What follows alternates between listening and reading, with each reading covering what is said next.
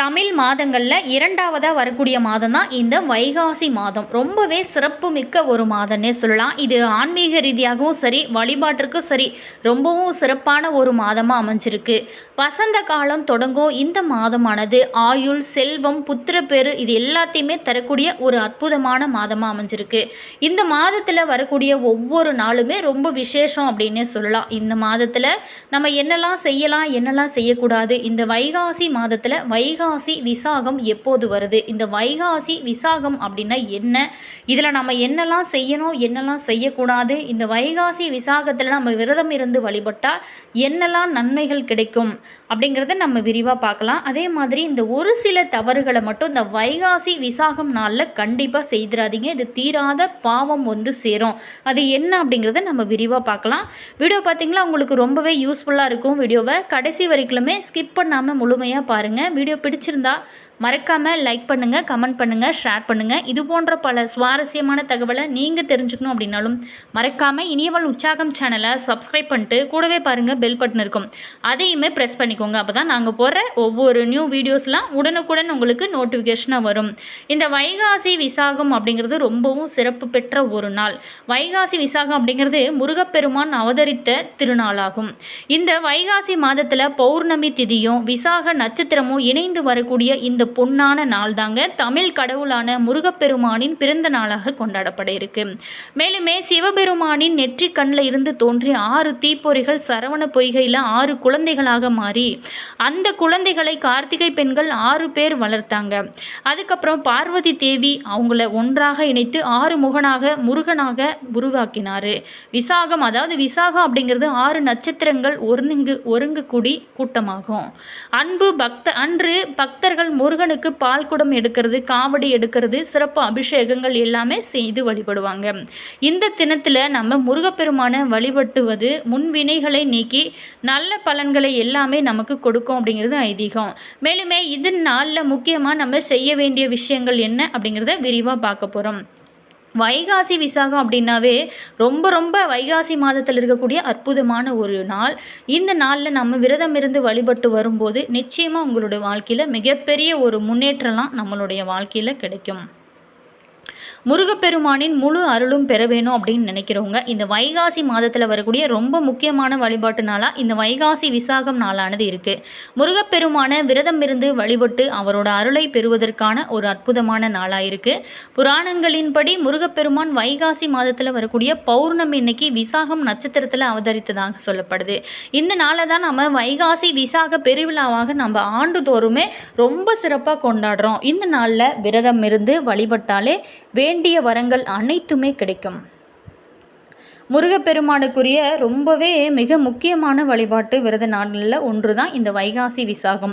இது முருகப்பெருமான் அவதரித்த தினமாக இருக்கிறதுனால இந்த நாளில் செய்யக்கூடிய ஒவ்வொரு விஷயமே நம்மளுடைய வாழ்க்கையில் மிகப்பெரிய ஒரு முன்னேற்றமான பாதையை கொடுக்கும். வைகாசி மாதமான மே, ஜூன் மாதங்களில் வழக்கமாக இந்த விழா ரொம்ப சிறப்பாக கொண்டாடுவோம். வைகாசி மாதத்தில் வரக்கூடிய பௌர்ணமி திதியும் விசாக நட்சத்திரமும் இணைந்து வரும் நாளை தான் வைகாசி விசாகமாக நம்ம கொண்டாடுறோம். இந்தியா மட்டும் இல்லாமல் இலங்கை, மாலத்தீவு, சிங்கப்பூர், மலேசியா உள்ளிட்ட உலக நாடுகளிலும் உலக தமிழர்கள் வைகாசி விசாகம் வெகு சிறப்பாக கொண்டாடப்படுவாங்க. மேலுமே இந்த வைகாசி விசாகம் நம்ம வரலாறு எப்படி இது உருவானுச்சு அப்படிங்கிறத பார்க்கலாம். அடுத்ததாக இந்த நாளில் நம்ம என்ன செய்யலாம், என்ன செய்யக்கூடாது அப்படிங்கிறத விரிவாக பார்க்கலாம். சிவபெருமானை நோக்கி பல ஆண்டுகள் கடும் தவம் இருந்த சூரபத்மன் அப்படிங்கிற அசுரன் தனக்கு தாயின் கருவில் உருவாகாத அதே சமயம் சிவசக்தி ஒன்று சேர்ந்த ஒரு சக்தியால் மட்டுமே மரணம் ஏற்பட வேண்டும் அப்படின்னு சொல்லி வரம் பெற்றானாம். இந்த வரத்தால் தேவர்களை துன்புறுத்தினானாம் அசுரன். சிவபெருமானிடம் தேவர்கள் முறையிட தன்னுடைய நெற்றி கண்களை திறந்தார் சிவபெருமான். அதிலிருந்து வெளிப்பட்ட தீப்பொறிகள் சரவண பொய்கையிலிருந்து 6 தாமரை மலர்களில் 6 பகுதிகளாக விழுந்ததாம். அந்த 6 தீப்பொறிகளும் 6 குழந்தைகளாக மாறிந்ததாம். அவர்களை வளர்க்கும் பொறுப்பை கார்த்திகை பெண்களிடம் வணங்கியிருக்காங்க சிவபெருமான். கார்த்திகை பெண்களால் வளர்க்கப்பட்ட 6 குழந்தைகளையும் ஒன்றிணைத்து தன்னுடைய சக்தியால் 6 முகமும் 12 திருக்கரங்களும் கொண்ட உருவமாக மாற்றினாள் அன்னை பார்வதி. அதோடு தன்னோட சக்தியால் உருவான இந்த வேலை முருகப்பெருமானுக்கு ஆயுதமாக வழங்கினார். இதை கொண்டுதான் சூரபத்மனையும் அவரோட சகோதரர்களையும் போரில் வெற்றி கொண்டு வதம் செய்து தேவர்களை காத்தார் முருகப்பெருமான். தீமைகளை அழித்து நன்மையை காப்பதற்கு முருகப்பெருமான் அவதரித்த தினம்தான் இந்த வைகாசி விசாகம்னு சொல்லப்படுது. ஸோ இப்படிப்பட்ட புனிதம் வாய்ந்த நாளில் நம்ம முக்கியமாக வழிபாடுகள் கண்டிப்பாக செய்யணும். வைகாசி விசாக அன்னைக்கு ஏராளமான பக்தர்கள் விரதம் இருந்து வழிபடுவாங்க. பல பேருமே பால் குடம் சுமந்து வந்து முருகப்பெருமானுக்கு பால் அபிஷேகம் செஞ்சு வழிபடுவாங்க. இன்னும் சில பேர் பாத யாத்திரையாக முருகப்பெருமானோட கோவிலுக்கு போயிட்டு நேர்த்தி கடன் நிறைவேற்றுவாங்க. கோவில்களில் வைகாசி விசாகத்தன்னைக்கு புரோகிதர்கள் பல பேருமே ஒன்று சேர்ந்து குக்குட ஹோமம் நடத்துவாங்க. இது மிகவும் ரொம்பவும் விசேஷமானது. இந்த நாளில் முருகப்பெருமானுக்கு பால் பழம் இனிப்புகள் படைத்து வழிபாடு செய்வது உங்களுடைய வாழ்க்கையில் மிகப்பெரிய ஒரு முன்னேற்றத்தை கொடுக்கும். வைகாசி விசாகம் விரதம் இருந்தால் கிடைக்கக்கூடிய பலன் பார்த்தோமா? வைகாசி விசாக நாளில் முருகப்பெருமானை வேண்டி விரதம் இருந்து அவரோட மந்திரங்களை சொல்லி வழிபட்டோம் அப்படின்னா குடும்பத்தில் பிரிவாக இருக்கிறவங்க ஒற்றுமை கிடைக்கும், மகிழ்ச்சியும் நிலைத்திருக்கும். உங்களுடைய மனக்கவலைகள், மனப்பிரச்சனைகள், கடன் பிரச்சனைகள், தீராத பிரச்சனைகள் அனைத்துமே தீரும். உங்களுடைய வேண்டுதல்கள் அனைத்துமே நிறைவேறும். பிரிந்து இருந்த கணவன் மனைவி கூட ஒன்று சேரக்கூடிய அற்புதமான அமைப்பு அமையும். குழந்தை இல்லாதவங்களுக்கு குழந்தை பாக்கியம் கிடைக்கும். முருகப்பெருமானின் அருள் உங்களுக்கு பரிபூர்ணமாக கிடைக்கும். முக்கியமாக மேசராசி நண்பர்கள் பொறுத்த வரைக்குமே இந்த முருகப்பெருமானை வழிபட்டிங்க அப்படின்னா உங்களுடைய வாழ்க்கையில் மிகப்பெரிய ஒரு திருப்புமுனை கண்டிப்பாக இருக்கும். வைகாசி விசாகம் 2026 மே 30 சனிக்கிழமையானது வருதுங்க. பௌர்ணமி திதி அன்றைய நாள் துவக்கம் மே 30 பகல் 12:55 மணிக்கு துவங்கி பௌர்ணமி திதியானது மே 31 2:45 மணி வரைக்குமே இருக்குது. இந்த விசாகம் நட்சத்திரம் துவக்கம் பத்தமா மே 29 பகல் 12:30 மணிக்கு தொடங்கி விசாகம் நட்சத்திரம் முடிவு பெறக்கூடிய நாள் பார்த்திங்களா மே 30 பகல் 2:15 மணி வரைக்குமே இருக்குது. இன்றைய நாளில் நீங்கள் செய்யக்கூடிய ஒவ்வொரு விஷயமே உங்களுடைய வாழ்க்கையில் மிகப்பெரிய திருப்புமுனையை ஏற்படுத்தக்கூடிய அற்புதமான வாய்ப்புகளாக உங்களுக்கு அமையும். கண்டிப்பாக மிஸ் பண்ணிடாதீங்க. ரொம்பவே முக்கியமான ஒரு நாளாக இருக்குது. இந்த வைகாசி விசாகம் நாளில் நம்ம விரதம் இருந்து முருகப்பெருமானை வழிபட்டோம் அப்படின்னா நம்மளுடைய அனைத்து துன்பங்களும் நீங்கி வாழ்க்கையில் மகிழ்ச்சியும் செழிப்பும் வெற்றியும் கிடைக்கும்.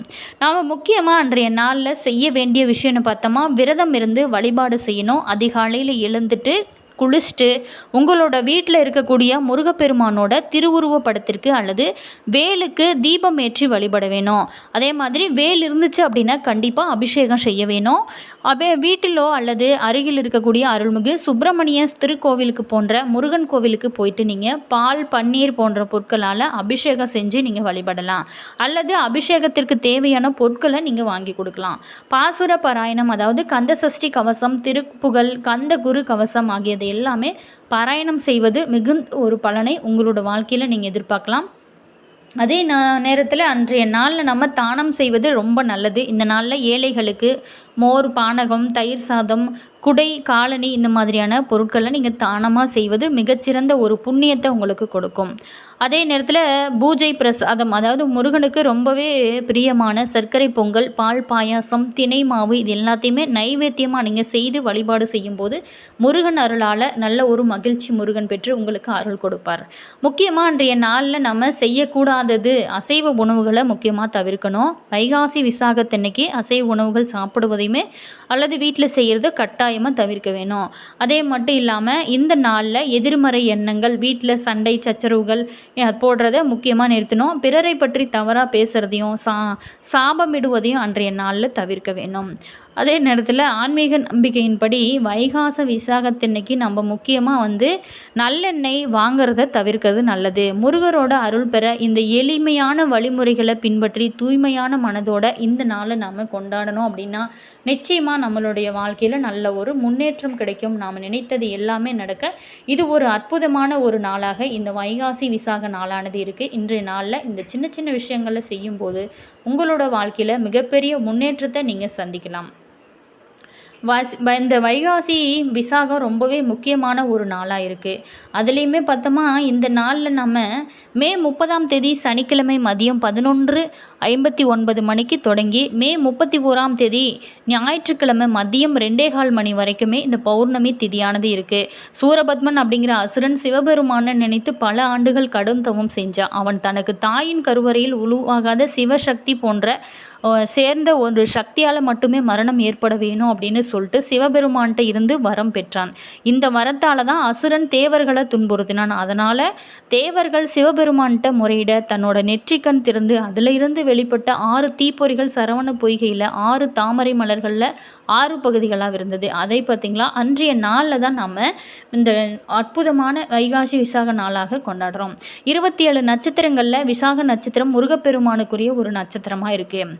ஸோ அன்றைய தினம் நாம் முறையாக விரதம் இருந்து வழிபாடுகளை மேற்கொள்வதனால நம்மளுடைய வாழ்க்கையில் முன்னேற்றங்கள் படிப்படியாக வந்து கொண்டே இருக்குமா.